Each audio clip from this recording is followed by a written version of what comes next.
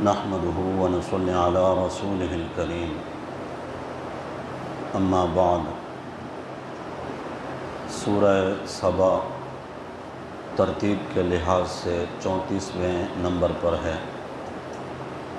نازل ہونے کا اس کا 58 نمبر ہے۔ مکہ میں یہ صورت نازل ہوئی۔ یہ صورت مبارکہ ان صورتوں میں سے ایک صورت ہے جس کی ابتدا الحمد سے ہوتی ہے۔ الحمدللہ الذی، تمام تعریفیں ہیں اس اللہ کے لیے۔ کون اللہ؟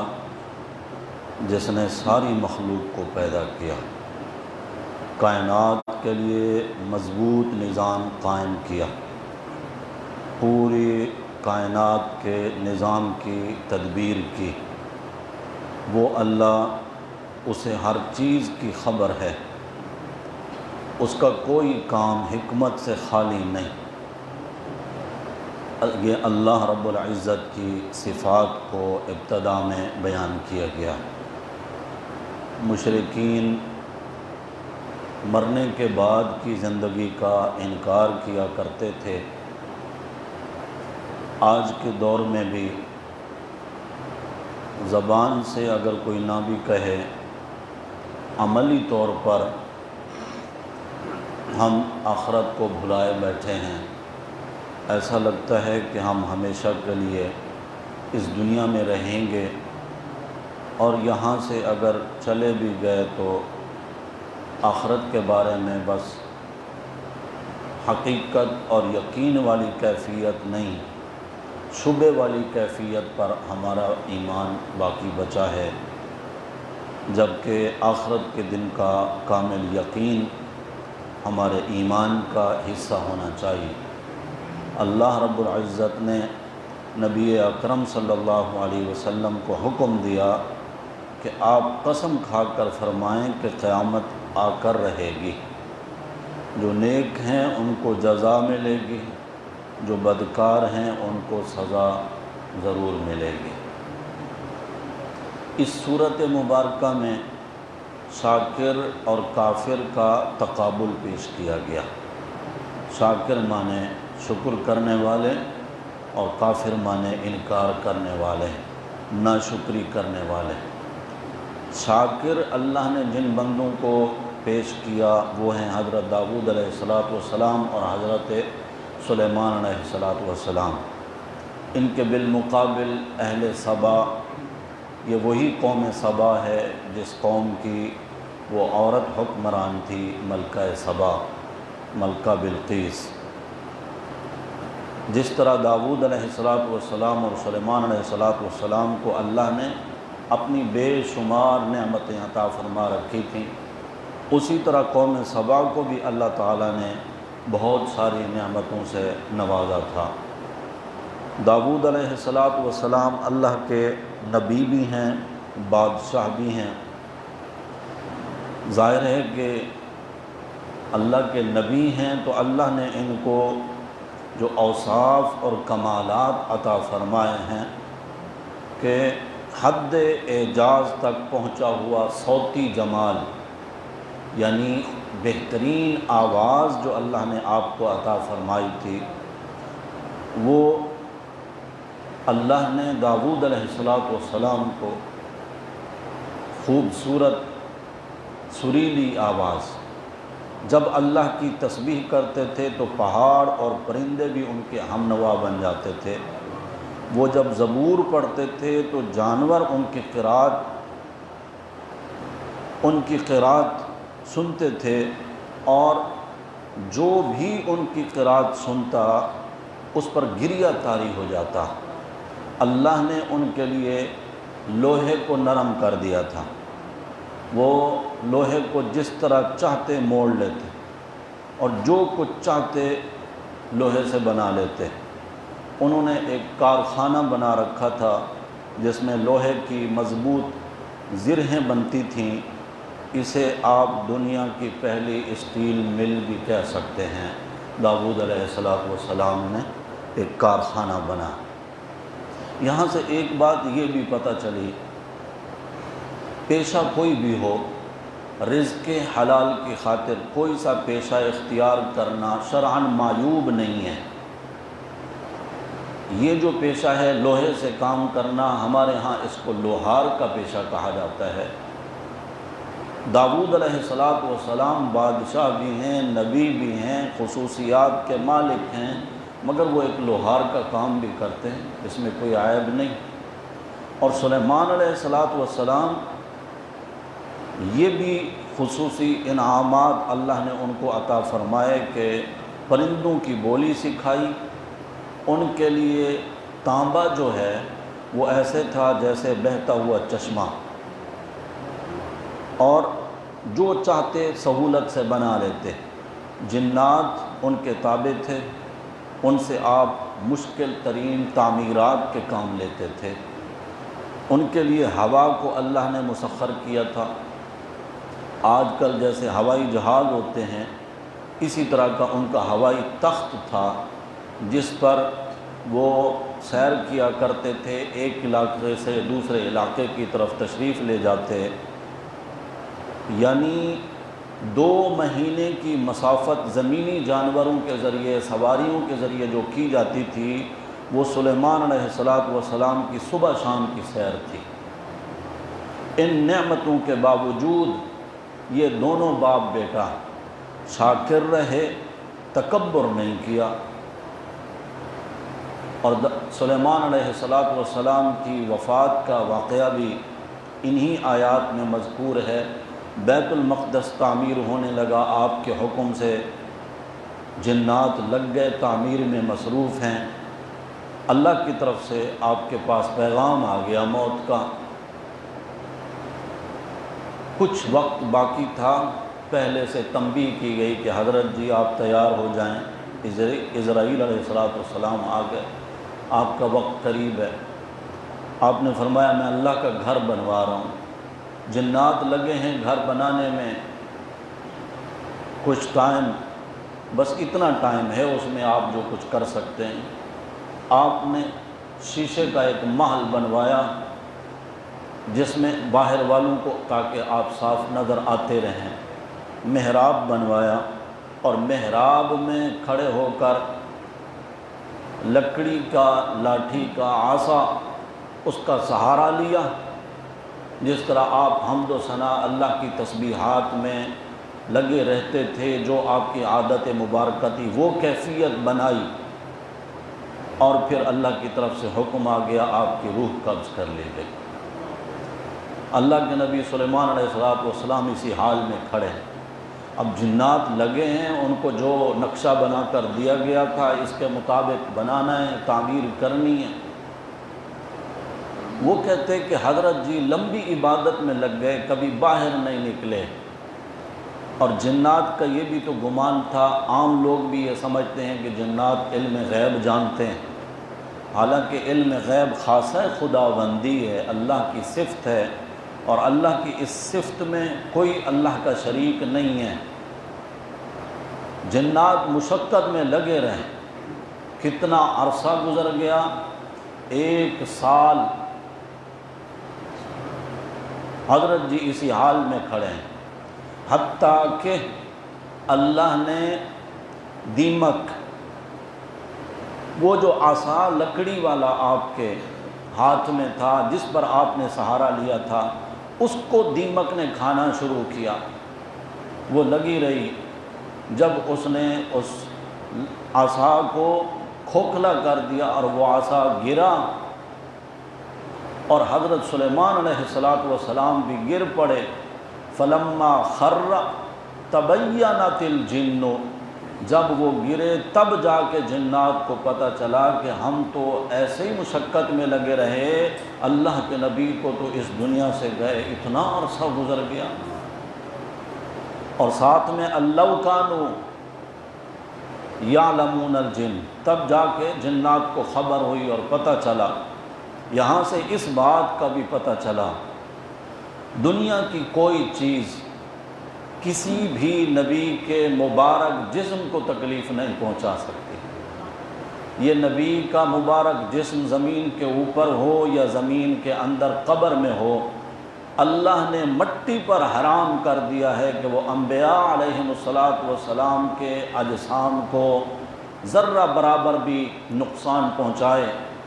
دیکھیں یہاں دیمک نے لکڑی کو کھایا ہے مگر آپ کا مبارک جسم بالکل صحیح سلامت رہا۔ تیسرے پارے میں سیدنا عزیر علیہ السلام کا واقعہ گزرا۔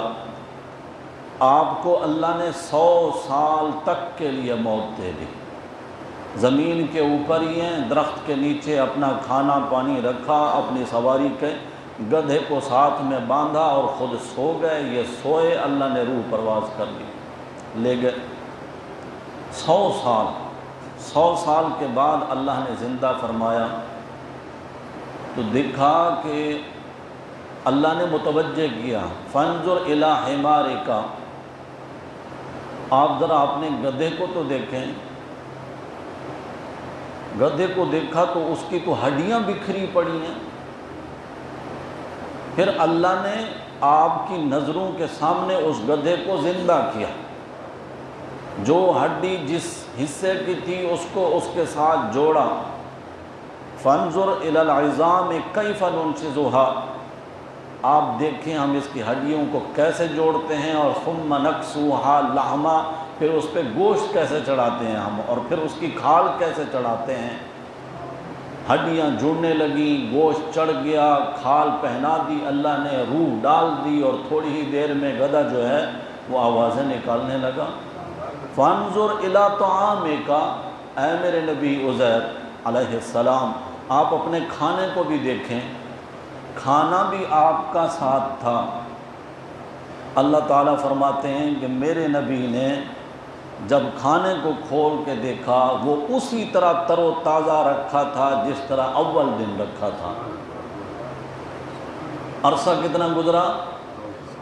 اللہ خود بتا رہے ہیں 100 عام، 100 سال گزر گئے۔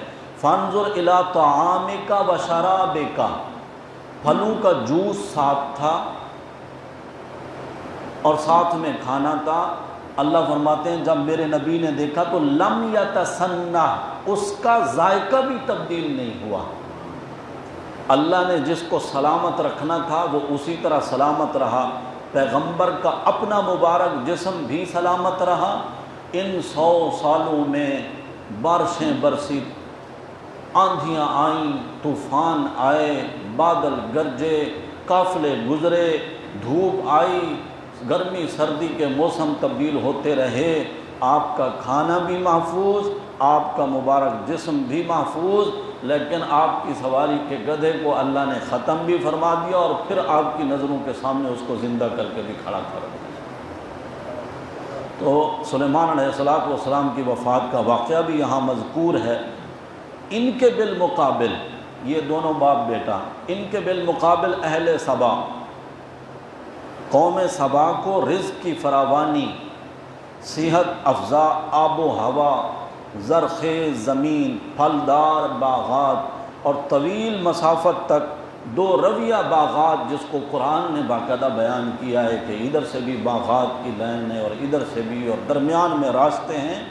نہ گرمی ان کو ستاتی، نہ دھوپ ستاتی، نہ بھوک پریشان کرتی، اور پانی ذخیرہ کرنے کے لیے انہوں نے ایک بڑا ڈیم بھی بنا رکھا تھا، سد معارب جس کا نام ہے۔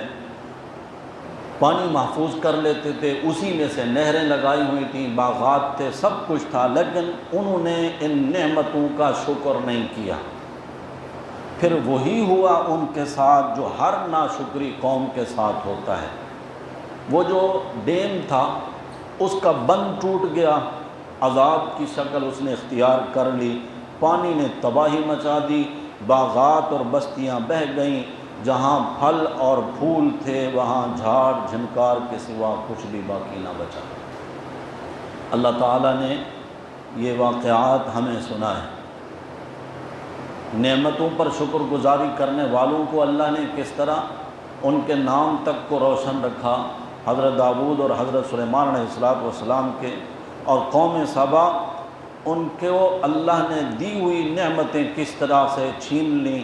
اہل سبا کا ذکر صرف داستانوں میں ہی رہ گیا ہے، باقی ان کا کچھ بھی عطا پتہ نہیں۔ مشرکین مکہ نبی اکرم صلی اللہ علیہ وسلم کی نبوت کو جو جھٹلانے والے تھے، یہاں یہ جو اللہ نے ذکر فرمایا، اصل میں اس میں بتایا یہ جا رہا ہے کہ میرے نبیوں کے مقابل قوم سبا کو جو نعمتیں ملیں، دولت کی فراوانی، مال زیادہ آ جائے، اس وجہ سے بھی نبیوں کو وہ لوگ جھٹلاتے ہیں۔ مشرکین مکہ بھی مال کی فراوانی کی وجہ سے سرکشی اور کفر کر رہے ہیں، ثروت و غنا کی وجہ سے، چونکہ مال ہے۔ وہ یہ سمجھ رہے ہیں کہ جس طرح دنیا میں ہمارے پاس یہ آسائش بھی ہے اور عیاشی کا سامان بھی ہے، اگر مرنے کے بعد زندہ ہو بھی گئے تو بھی ہمارے پاس یہ ساری چیزیں ہوں گی۔ اللہ تعالیٰ نے یہ وہ پورا منظر دکھا دیا کہ ایسا کچھ بھی نہیں ہے۔ اس صورت میں اللہ کی توحید کے دلائل بیان کرتے ہوئے نبی پاک صلی اللہ علیہ وسلم سے اللہ نے سوال کرائے ہیں مشرکین سے کہ آپ ان سے پوچھیں آسمان اور زمین سے تمہیں رزق کون دیتا ہے۔ اللہ نے یہ بھی ان سے معلوم کرایا میرے نبی صلی اللہ علیہ وسلم کے سوال کے ذریعے کہ میرے پیغمبر آپ ان سے کہیں جن کو تم اللہ کا شریک بناتے ہو انہیں سامنے لے آؤ تاکہ ہم بھی دیکھیں کون سی ان کے اندر وہ خصوصیات ہیں کہ وہ بھی عبادت کے لائق ہو گئے۔ اللہ کی قدرت کی نشانیاں تو جگہ جگہ موجود ہیں، اور جن کو تم اللہ کا شریک بناتے ہو ذرا ان کو بھی سامنے لاؤ تاکہ دیکھا جائے کہ ان کے اندر کون کون سی ایسی خصوصیات ہیں۔ یقیناً ان میں کوئی ایسی خصوصیات نہیں ہیں۔ آگے جو سورہ فاطر ہے 35ویں نمبر پر، یہ 43 نمبر پر نازل ہوئی مکہ میں۔ اس صورت کی بھی خصوصیت یہ ہے کہ لفظ الحمد سے یہ صورت شروع ہوتی ہے۔ ابتدا میں اللہ کی توحید اس کی دعوت دی گئی ہے، اللہ کے وجود پر دلائل قائم کیے گئے ہیں، شرک کی بنیادوں کو گویا کہ گرایا گیا ہے، دین حق پر قائم رہنے کی تاکید فرمائی گئی ہے۔ ابتدا اس ہستی کا ذکر خیر ہے جس نے عالم کون و مکان کو، انسانوں کو، فرشتوں کو، جنات کو پیدا فرمایا، یعنی اللہ کا ذکر ہے اس میں۔ اور اللہ نے انسانوں کو آواز دے کر فرمایا یا ایھا الناس اذکروا نعمت اللہ علیکم، اے انسانوں ذرا ان نعمتوں کو تو یاد کرو جو میں نے تمہارے اوپر کی ہیں۔ ھل من خالق غیر اللہ یرزقکم من السماء والارض، کیا اللہ کے سوا کوئی اور بھی خالق ہے جو تمہیں زمین و آسمان سے روزی دے؟ بے شک اللہ کے سوا کوئی نہیں۔ یہاں پر لا الہ الا ہو کے الفاظ ہیں، لا الہ الا ہو بتا رہا ہے کہ یہ صفت تو الہ کی ہے، یہ صفت تو خالق کی ہے، اور اللہ کے سوا ان صفات کا حامل کوئی بھی نہیں۔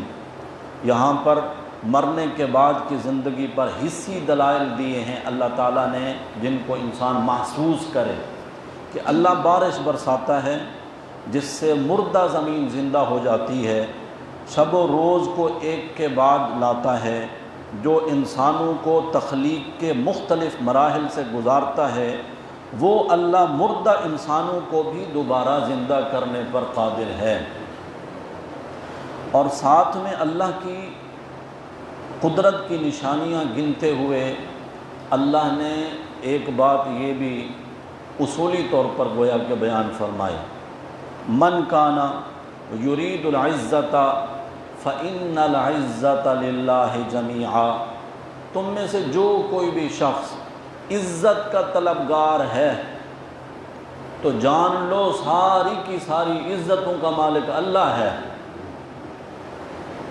یہ جملے بیچ میں اللہ نے اس لیے لائے ہیں، حق بات کو جھٹلانے والے جو لوگ ہوتے ہیں وہ اس وجہ سے جھٹلاتے ہیں کہ اگر ہم نے نبی کی بات مان لی یا نبی کے ماننے والے کسی بزرگ عالم امام کی بات مان لی تو اس کا مطلب یہ کہ اس کا درجہ اونچا ہو گیا، میرا درجہ نیچے ہو گیا۔ اپنی عزت اور چودراہٹ اور سرداری بچانے کے لیے وہ نبیوں کو جھٹلاتے تھے، نہیں مانتے تھے، بلکہ دوسروں کے سامنے ایسی باتیں کرتے تھے اہل حق کے بارے میں تاکہ لوگ ان کی طرف توجہ ہی نہ کریں۔ اللہ فرماتے ہیں عزت اور ذلت میرے ہاتھ میں ہے، میں نے جس کے لیے عزت کے فیصلے کیے ہیں، کون ہے جو اس کی عزت کو کم کر سکے؟ اس کی عزت کم نہیں ہو سکتی۔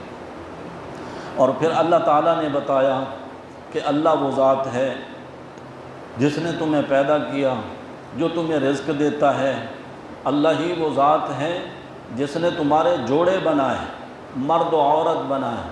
اللہ ہی وہ ذات ہے، ہر حاملہ جس کے پیٹ میں بچہ ہے اللہ ہی اس کو جانتے ہیں، اللہ کے سوا کوئی نہیں جانتے۔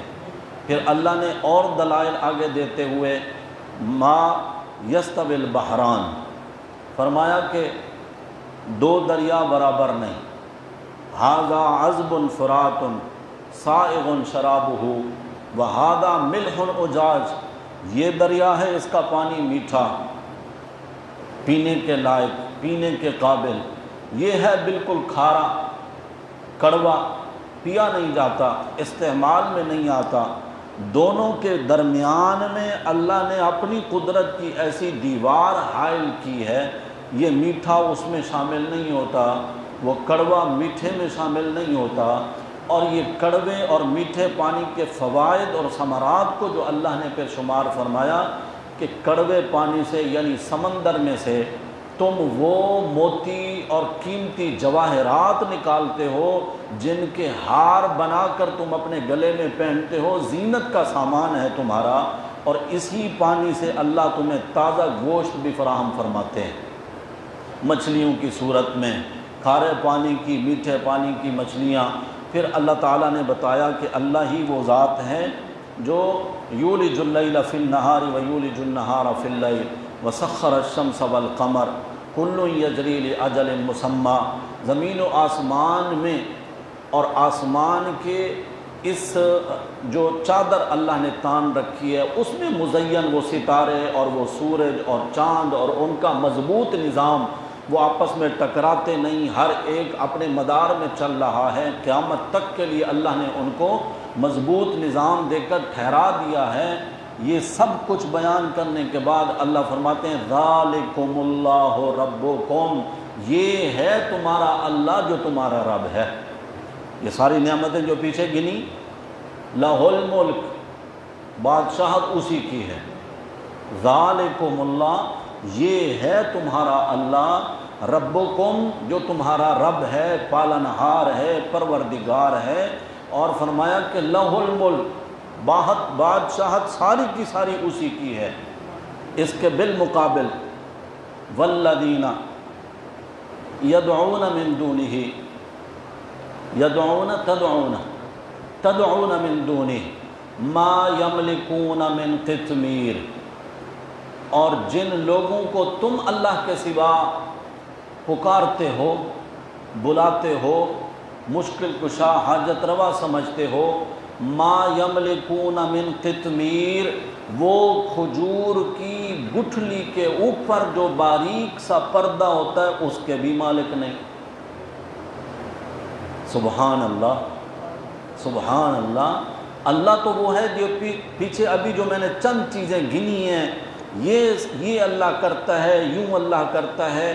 حاملہ صرف عورت تو نہیں ہوتی، حاملہ ہر مادہ ہوتی ہے، کتنی مخلوقات ہیں، ہر ایک کے بارے میں اللہ تعالیٰ فرماتے ہیں کہ اللہ کے علم میں ہے، اللہ کو سب پتہ ہے۔ اور پھر اس کے بعد یہ سمندروں کا، زمین و آسمان کا یہ سارا نظام سب کچھ بیان کرنے کے بعد تو بتایا یہ تو ہے تمہارا اللہ، اور جن کو تم پکارتے ہو مدد کے لیے حاجت روا اور مشکل کشا سمجھ کر، فرمایا وہ تو کھجور کے اوپر گٹھلی، کھجور کے اندر گٹھلی، گٹھلی کے اوپر کا باریک پردہ دیکھا ہے آپ نے؟ آج کل تو کھجور کھاتے ہیں نا افطار کے ٹائم پہ، اگر کسی نے نہ دیکھا ہو تو آج انشاءاللہ افطار کے وقت کھجور جب کھولنی ہے تو اس کی گٹھلی کے اوپر وہ باریک پردہ دیکھنا ہے جس کا ذکر اللہ نے قرآن میں کیا۔ یہ 1 کروڑ پردہ بھی جمع کر لیں، کتنے کا کوئی خریدے گا؟ کوئی نہیں خریدے گا نا، بیکار ہے نا، کسی استعمال میں نہیں آتے نا۔ میری آپ کی نظر میں یہ کھجور کی گٹھلی کا پردہ بیکار ہے، مگر اللہ تیری قدرتوں پر میں قربان جاؤں، اللہ فرماتے ہیں میرے بندے تو نے کبھی غور کیا یہ پردہ میں نے لگایا کیوں ہے؟ کھجور کی گٹھلی پر میں نے پردہ لگایا کیوں ہے؟ کھجور کی گٹھلی کی تاثیر ہے کھٹا اور کڑواہٹ، اور کھجور کی اپنی تاثیر ہے میٹھی، میں نے وہ پردہ لگا دیا ہے تاکہ اس کی کڑواہٹ کھجور کی مٹھاس کو خراب نہ کر سکے۔ تیری نظر میں وہ پردہ اتنا بیکار ہے، مگر میں نے اپنی قدرت کے لیے تیری نازک طبیعت کا لحاظ کرتے ہوئے تیری کھجور کے ذائقے کو خراب نہیں ہونے دیا، وہ پردہ وہاں لگا دیا۔ یا اللہ آپ سمجھانا تو صرف یہی چاہتے ہیں کہ تیرے سوا جن کو معبود سمجھ کر، مشکل کشا اور حاجت روا سمجھ کر پکارا جاتا ہے، وہ کسی چیز کے مالک نہیں۔ آپ سمجھانا تو یہ چاہتے ہیں، آپ نے اتنا گھمایا بات کو کہ کھجور اور کھجور کی گٹھلی اور گٹھلی کا پردہ وہ اس کے بھی مالک نہیں۔ بنتا ہے نا سوال۔ اللہ فرماتے ہیں یہ مثال میں نے اس لیے دی ہے میرے بندے، تو کھجور کو سمجھ لے قبر، اور گٹھلی کو سمجھ لے مردہ اور میت جو اس قبر میں ہے، اور پردے کو سمجھ لے کفن۔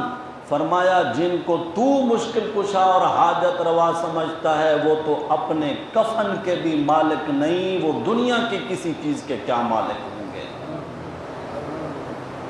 اللہ رب العزت نے اپنی وحدانیت کے اس طرح کے دلائل دیے ہیں یہاں پر، اور ایمان اور کفر کو مثال کے ذریعے اللہ نے سمجھایا۔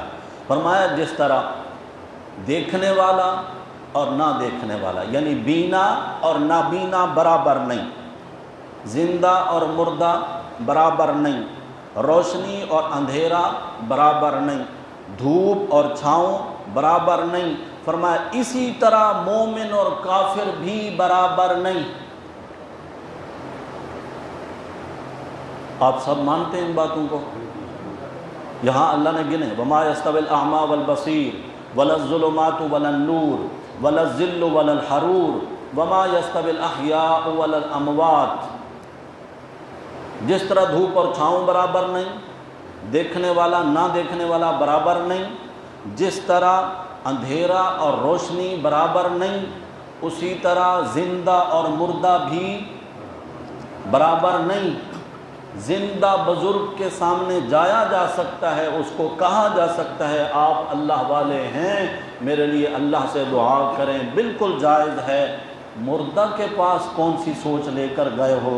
جو ولی، جو بزرگ، جو اللہ والا اس دنیا سے چلا گیا ہے، اب اس کو کیا جا کر کہو گے؟ اللہ تو کہتے ہیں زندہ اور مردہ برابر نہیں، تم نے اس مردے کو بھی زندے جیسا سمجھ رکھا ہے کہ زندگی میں جس طرح وہ ہمارے لیے دعائیں کرتے تھے، ہماری باتیں سنتے تھے، مرنے کے بعد بھی وہ اسی طرح ہیں؟ بالکل نہیں۔ اور ساتھ میں ایک اور بات کی طرف متوجہ کروں، اللہ تو کہہ رہے ہیں کہ کافر اور مومن برابر نہیں، تو آپ کے ملک کا جو جمہوری نظام ہے، جب ووٹ پڑتے ہیں تو مسلمان اور کافر کے ووٹ میں کوئی فرق ہوتا ہے؟ برابر، مومن بھی کافر بھی۔ کسی ہندو نے ووٹ دیا ہے، سکھ نے دیا ہے، یہودی اور عیسائی نے دیا ہے، حتیٰ کہ قادیانی نے دیا ہے، اور اس کے بالمقابل مسلمان نے ووٹ دیا ہے، بالکل برابر ہیں جی۔ اس امیدوار کو 1,00,000 مسلمان نے ووٹ دیا ہے اور دوسرے کو 1,05,000 کافروں نے ووٹ دیے ہیں، وہ جیت گیا ہے جی۔ یہ وزن قرآن کے اصول کے خلاف ہے۔ دعا کیا کریں۔ یہ کفریہ نظام ہے، یہ جمہوری نظام کفریہ نظام ہے۔ اللہ ہمیں اسلامی نظام عطا فرما دے، اللہ ہمیں خلافت کا نظام عطا فرما دیں، لیکن وہ ایسے نہیں آئے گا جب تک ہمارے دل میں چاہت نہیں ہوگی۔ جب ہم نہیں چاہیں گے تو پھر کہاں سے آئے گا؟ ہمیں قرآن والا نظام چاہیے ہوگا تو اللہ ضرور عطا فرمائیں گے۔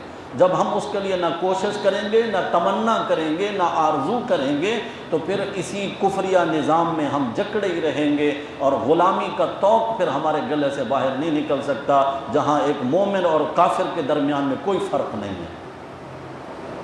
اور انہی آیات میں اللہ رب العزت نے اپنی قدرت کی جو بے شمار نشانیاں بیان فرمائیں، ان میں پہاڑوں کے پتھروں کو بھی اللہ نے بطور قدرت کی نشانی فرمایا۔ کچھ سرخ ہوتے ہیں، کوئی سفید ہوتے ہیں، کوئی کالے ہوتے ہیں پتھر، ان کے مختلف رنگ۔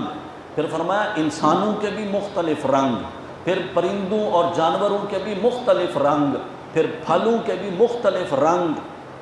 یہ مختلف رنگ بھی ہم انسانوں کے لیے بڑی نعمت ہیں، کیونکہ ان رنگوں کے ذریعے پہچاننا ہمارے لیے آسان ہوتا ہے۔ ذرا توجہ کیجئے گا، اگر سیب کا رنگ اور مالٹے کا رنگ اور آم کا رنگ اور چیکو کا رنگ، ان سب کا ایک ہی رنگ ہوتا،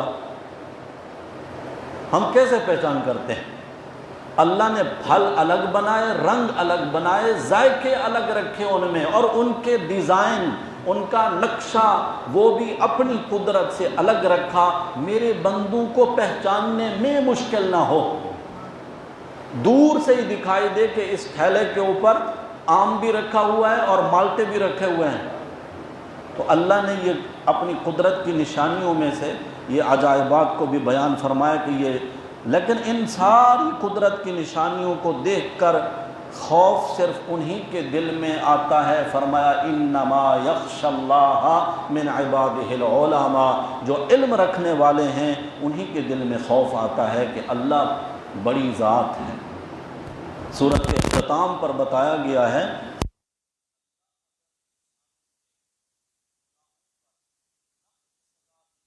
کر دے اور فوری پکڑ شروع کر دینا، تو اس زمین کی پشت پر کوئی بھی جاندار پھر تمہیں چلتا ہوا نظر نہیں آئے گا۔ یہی وجہ ہے کہ اللہ دنیا میں نقد سزا فوری پکڑ نہیں فرماتے، اس کے لیے آخرت کا دن رکھا ہے کہ اسی دن دیکھا جائے گا، پتہ چل جائے گا کہ ماننے والے کون تھے اور انکار کرنے والے کون تھے۔ آگے سورہ یاسین ہے، ترتیب کے لحاظ سے 36 نمبر پر، یہ 41 نمبر پر نازل ہوئی ہے۔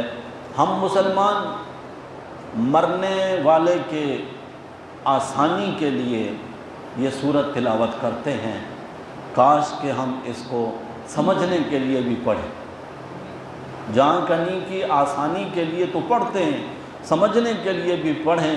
اسی سورت کی ابتدا میں یاسین، یہ میرے پیغمبر صلی اللہ علیہ وسلم کا گویا کہ ایک صفاتی نام ہے، جس طرح طٰہٰ یہ آپ صلی اللہ علیہ وسلم کا صفاتی نام ہے۔ تو اللہ نے حضور کو مخاطب کر کے فرمایا، اور فرمایا آپ کی رسالت پر، میرے نبی صلی اللہ علیہ وسلم کی نبوت اور رسالت کی سچائی پر اللہ نے قرآن کی قسم کھائی ہے۔ والقرآن الحکیم انک لمن المرسلین، اللہ فرماتے ہیں مجھے قرآن حکیم کی قسم ہے، آپ میرے سچے رسولوں میں سے ہیں۔ پھر اگلی آیات میں اللہ تعالیٰ نے ان لوگوں کا ذکر کیا جن کے پاس اللہ نے ایک نبی بھیجا، پھر دوسرے نبی بھیجے، پھر تیسرے نبی بھیجے۔ ان قوم، وہ جو قوم تھی وہ قریہ والے، وہ بستی والے، انہوں نے انبیاء کو جھٹلایا اور کہا کہ ہم نہیں مانتے، آپ تو ہمارے جیسے انسان ہیں، آپ کیسے نبی بن گئے؟ ان کو سمجھانے کے لیے شہر کے پرلے کنارے سے ایک ان کا خیر خواہ دوڑتا ہوا آیا، جس کو حبیب نجار کے نام سے مفسرین نے ذکر کیا ہے۔ بڑھئی کا کام کرتا تھا، کارپینٹر تھا، درخان کا کام کرتا تھا، مگر ہدایت تو اللہ کے ہاتھ میں ہے۔ یہاں پر مال و دولت کی فراوانی والے، بڑے پڑھے لکھے کہلانے والے، وہ ان کی سمجھ میں جو بات نہیں آ رہی تھی، وہ ایک ان پڑھ اور ایک بڑھئی کا کام کرنے والے کی سمجھ میں آ گئی۔ وہ آیا، اس نے کہا اے میری قوم کے لوگوں تم نبیوں کو جھٹلا رہے ہو، اتبعوا من لا یسألکم اجرا، حالانکہ وہ تم سے کوئی معاوضہ نہیں مانگتے، کوئی تنخواہ نہیں مانگتے، کوئی پیسہ نہیں مانگتے، لیکن ان حقائق کو جو وہ بیان کر رہے ہیں ان کو جھٹلا رہے ہو۔ ان کو پتہ نہیں تھا، اب انہوں نے جب کھل کے اعلان کیا اپنے ایمان کا، ساری قوم اس کے اوپر پل پڑی اور اس بیچارے کو پاؤں کے نیچے روند روند کر مار مار کر شہید کر دیا۔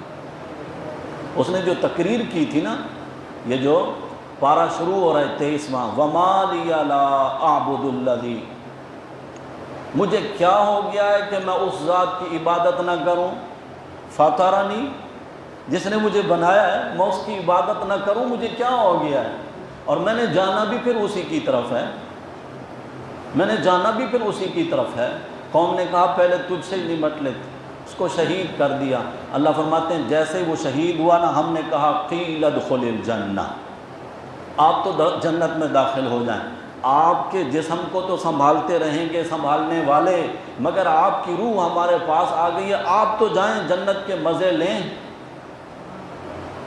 جب جنت میں وہ پہنچ گیا نا تو کہتا ہے یا لیت قومی یعلمون بما غفر لی ربی وجعلنی من المکرمین، کہتے ہیں اے کاش میری قوم جان لیتی جو میرے رب نے میری مغفرت کر دی ہے اور مجھے اہل کرامت اور سعادت میں سے ٹھہرایا ہے۔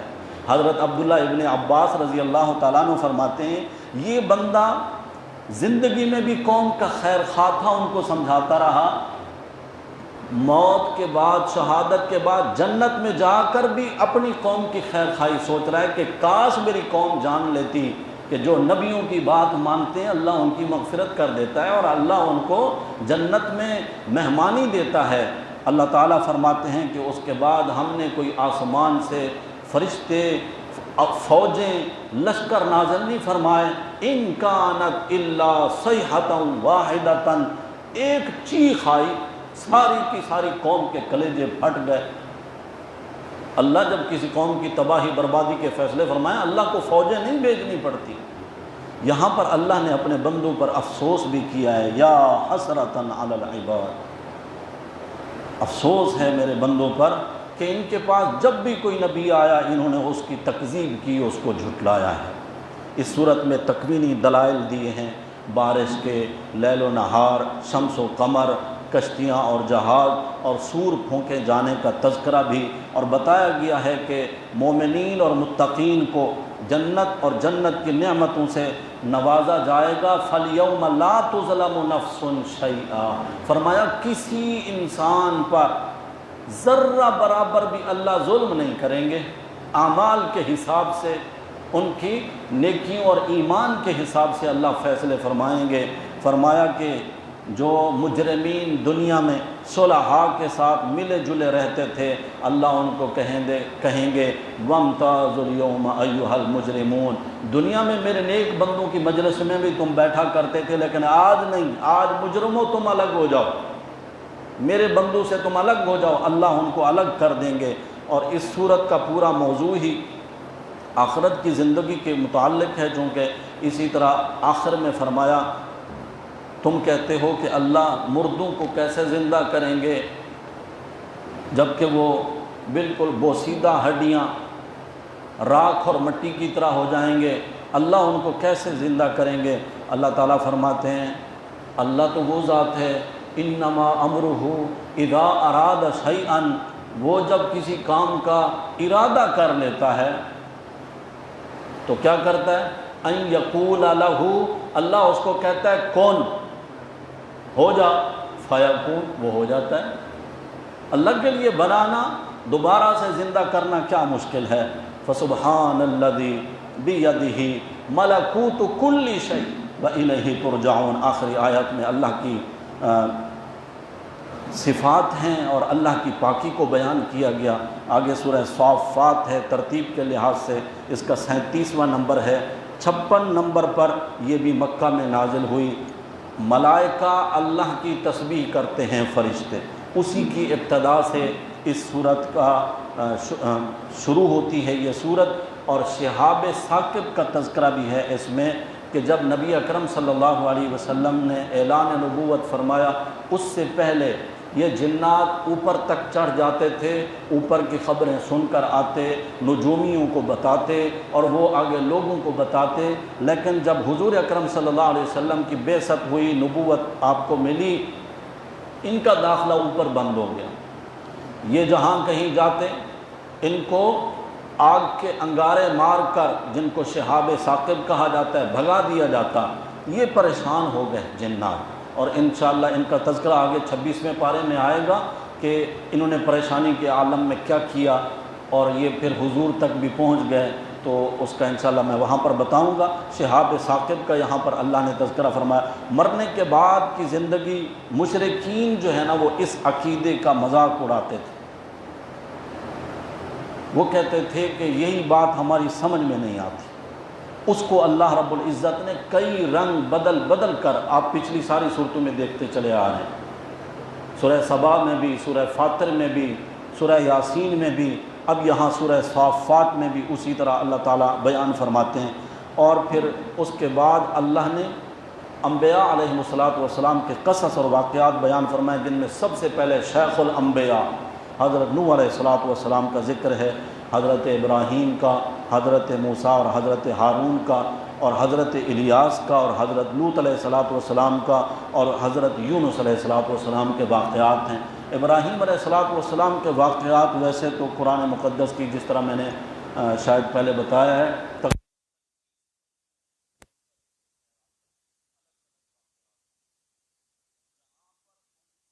بیٹے کی قربانی مانگی اللہ نے کہ اپنے لخت جگر کو میرے راستے میں قربان کریں۔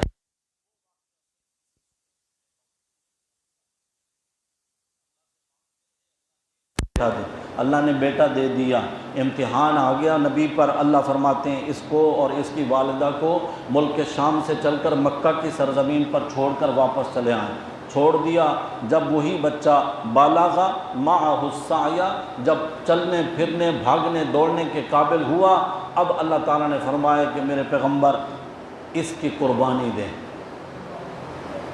آج تک آسمان نے یہ منظر نہیں دیکھا تھا، کسی باپ نے اپنے بیٹے کو ذبح کیا ہو، دکھایا خواب میں۔ صبح اٹھے، بیٹے کو بلاتے ہیں، اے میرے پیارے بیٹے، میں نے خواب دیکھا ہے کہ میں آپ کو ذبح کر رہا ہوں، فانظر ماذا تری، آپ کی اس بارے میں کیا رائے ہے۔ معلوم ہوتا ہے کہ وہ اتنے چھوٹی عمر کے نہیں تھے اسماعیل علیہ السلام کہ باپ ان سے رائے طلب کریں۔ لڑکے تھے، سمجھ بوجھ رکھنے والے تھے۔ جیسے ہی آپ نے ان کے سامنے اپنا یہ خواب رکھا، وہ سمجھ گئے کہ نبی کا خواب عام بندے کے خواب کی طرح نہیں ہوتا۔ رؤی الانبیاء خواب ہوتا ہے وہ بھی وحی ہوتا ہے، جس طرح فرشتوں کے ذریعے وحی آتی ہے، بعض دفعہ نبی کو خواب کے ذریعے بھی اللہ وحی عطا۔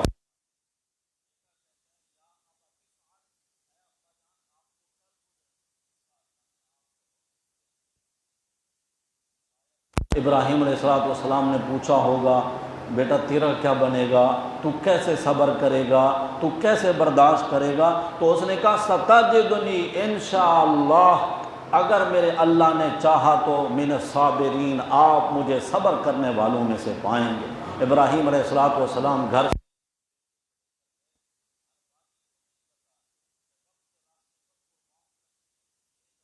آپ کے بیٹے کو، جسے منتوں مرادوں سے اللہ سے مانگتی رہی، تیار کر کے ساتھ لے کر گئے۔ کہاں؟ جہاں آج کعبہ ہے، یہاں سے چلے منا میں، جہاں حاجی لوگ جا کر قربانیاں کرتے ہیں، اور وہاں پر وہ نشاندہی آج بھی موجود ہے۔ منا میں کبری عبدالعزیز، کبری کہتے ہیں پل کو، عبدالعزیز کے نام سے ایک شاہ فیصل کبری بھی ہے، اور شاہ خالد کبری بھی ہے، اور مختلف قلعے ہیں ان کے نام ہیں۔ شاہ عبدالعزیز جو ہے کبری، وہاں کی مکہ والی سائڈ سے جب آپ اس پر چڑھنے لگتے ہیں تو آپ دائیں طرف دیکھیں گے تو ایک قبہ بنا ہوا ہے، یہاں پر ابراہیم علیہ السلام حضرت اسماعیل کو لے گئے اور اللہ کے راستے میں قربان کرنے کے لیے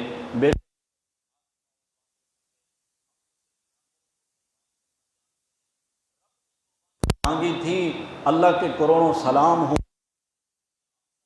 بھی کرے نا تو اللہ نے یہاں کہا ہے سلام علی ابراہیم، اے میرے ہے بیٹے کو ذبح کرنے لگے چھری تیز کر کے۔ چھری اللہ کی مخلوق ہے، ابراہیم علیہ السلام زور لگا رہے ہیں، چھری نہیں کاٹتی، پتھر پہ مارتے ہیں تو اس کے دو ٹکڑے ہو جاتے ہیں، حیران ہیں، اور چھری سے بعض تفسیروں میں لکھا ہے چھری سے مخاطب ہو کر کہتے ہیں ادھر پتھر کو کاٹ رہی ہے، ادھر میرے بیٹے کو نہیں کاٹتی، اور چھری کہتی ہے وہ کہتا ہے نہیں کاٹنا، تو کہتا ہے کاٹ دے، تیری مانوں یا اس کی مانوں؟ ابراہیم علیہ السلام نے بیٹے کو لٹا دیا، فلما اسلم وتلہ للجبین، جبین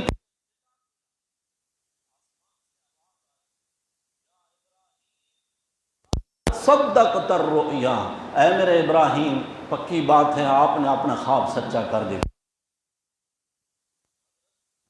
جبرائیل علیہ السلام جنت سے مینڈھا لے کر آئے قربانی کے لیے۔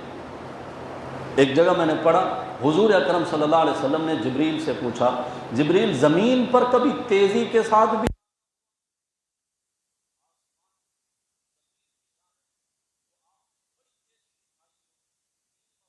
بتایا؟ ان میں سے ایک موقع یہی تھا کہ نگے یار جب حضرت اسماعیل کو حضرت ابراہیم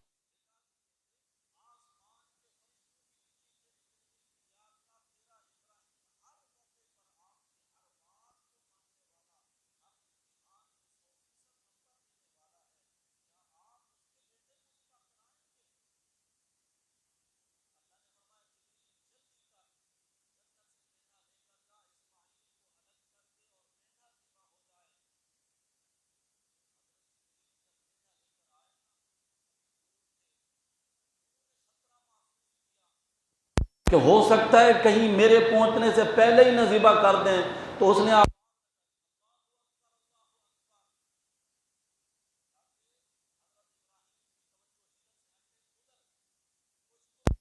تاخیر ہو، اللہ اکبر اللہ اکبر، ادھر سے ابراہیم علیہ السلام کی آواز آئی لا الہ الا اللہ واللہ اکبر۔ جب مینڈا ذبح ہو گیا تو حضرت ابراہیم اور حضرت اسماعیل کہہ رہے ہیں اللہ اکبر وللہ الحمد، اللہ سب سے بڑا ہے، ساری تعریفیں اسی کی ہیں جس نے اسماعیل کو ذبح ہونے سے بچایا، ابراہیم کی بھی قربانی کو قبول فرمایا۔ فرمایا میرے ابراہیم میں نے قربانی مانگی تھی بیٹے کی، تو نے اپنا خواب سچا کیا، بیٹے کو تو نے ذبح کر دیا ہے، مینڈھا میں نے بھیجا ہے جنت سے، وہ تو ذبح ہو گیا ہے، میں نے قربانی کا ثواب بیٹے کا ہی تجھے عطا فرمانا ہے۔ یہ کہنا سننا تو بہت آسان ہے، اولاد والوں کو پتہ ہے کہ اولاد کی محبتیں کیا چیز ہوتی ہیں، کہ اپنی اولاد کے پاؤں میں کانٹا بھی چبھ جائے نا تو ماں باپ ایک بار تو تڑپ ہی جاتے ہیں نا، ذرا سا بخار ہو جائے ماں باپ کا نیند آرام سکون چین سب کچھ چلا جاتا ہے۔ یہ تو اللہ کی حکمت میں ایسا ہی تھا، اگر ہم سے بھی اللہ قربانی مانگتا، حضرت اسماعیل قربان ہو جاتے اور یہ سنت ابراہیمی اس طرح قائم رہتی کہ ہر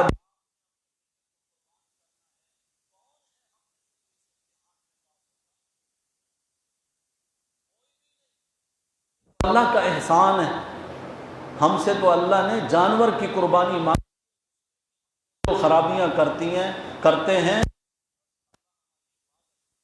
اخلاص کے ساتھ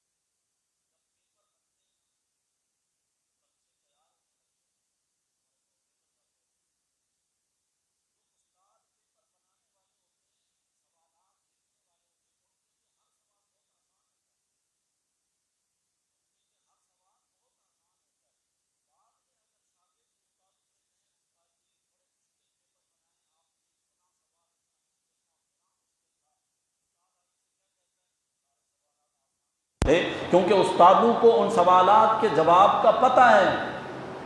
یہ امتحان ابراہیم علیہ السلام کا وہ امتحان ہے کہ پیپر بنانے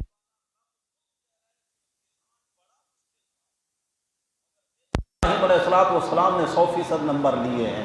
ابراہیم علیہ السلام کی قربانی کا یہاں ذکر ہے، اور اس کے بعد حضرت موسیٰ، حضرت ہارون علیہ السلام کا ذکر ہے اختصار کے ساتھ، اور پھر حضرت الیاس جن کو دمشق کے مغرب کے کنارے پر ایک بعل نامی بت کی پوجا ہوتی تھی، اس قوم کی طرف اللہ نے دعوت دینے کے لیے ان کو بھیجا۔ پھر لوط علیہ السلام کا ذکر ہے کہ اردن کا جو ملک ہے وہاں پر صدوم کا ایک علاقہ تھا، اس کی طرف ان کو مبعوث فرمایا۔ پھر یونس علیہ السلام کا ذکر بھی ہے، یونس علیہ السلام مچھلی کے پیٹ میں چلے گئے، مشہور واقعہ آپ سنتے ہیں۔ یہاں پر جو چیز اللہ نے بیان فرمائی، فرمایا کہ لولا انہ کان من المسبحین، اگر یونس علیہ السلام مچھلی کے پیٹ میں میری تسبیح، میری پاکی بیان نہ کرتے تو لَلَبِثَ فِي بَطْنِهِ إِلَى يَوْمِ يُبْعَثُونَ، قیامت تک وہ مچھلی کے پیٹ میں رہتے، ان کو کبھی بھی وہاں سے نجات نہ ملتی۔ پھر اللہ تعالیٰ نے ان کو مچھلی کے پیٹ سے نجات دی، کنارے پر نحیف اور کمزور ہو چکے تھے، بعض تفسیروں میں 40 دن تک مچھلی کے پیٹ میں رہے، مچھلی کے پیٹ کی گرمی، بہت کمزور ہو چکے تھے۔ یہاں ضرورت تھی ان کو سائے کی، یہاں کوئی درخت نہیں، کوئی مکان نہیں، کوئی رہائش نہیں۔ پیغمبر ایسے ہو گئے جس طرح کوئی بیمار ہوتا ہے، اللہ نے وہاں پر کدو کی بیل اگائی، پیغمبر صلی اللہ علیہ وسلم پر، اللہ کے نبی یونس علیہ السلام پر سایہ کرنے کے لیے۔ کدو کی بیل کی ایک خاصیت یہ بھی ہے کہ اس پر مکھی نہیں بیٹھتی، پیغمبر نحیف تھے، مکھی سے ان کو بھی تکلیف ہوتی، کدو کی بیل کا سایہ کیا، کدو لگے ہوں گے جسے آپ لوکی کہتے ہیں شہری لوگ۔ میرے نبی صلی اللہ علیہ وسلم کو یہ سبزی بڑی پسند تھی۔ حضرت انس فرماتے ہیں ایک جگہ میں نے حضور کو دیکھا کھانے میں سے لوکی کے وہ جو قتلے ہوتے ہیں اور کاشیں ہوتی ہیں وہ تلاش کر کر کے آپ صلی اللہ علیہ وسلم چن چن کے کھا رہے ہیں۔ حضرت انس فرماتے ہیں اس دن سے میں نے بھی اپنی پسندیدہ سبزی یہی لوکی اور کدو کو ہی بنا لیا۔ اللہ اپنی قدرت کن فیکون کے برتنوں میں پکاتے بھی رہے اور حضرت یونس کو کھلاتے بھی رہے اور سایہ بھی کیا۔ جب آپ تندرست توانا ہو گئے، آپ کی قوم کے لوگ تو توبہ کر کے عذاب سے بچ گئے تھے، ان سے اللہ نے فرمایا اب جاؤ اپنے نبی کو لے کر آؤ۔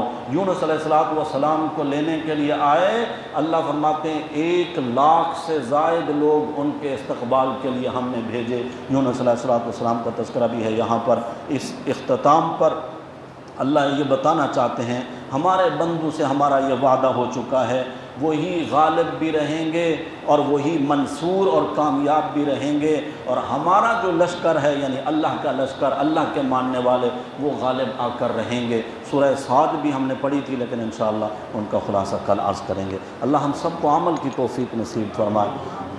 لا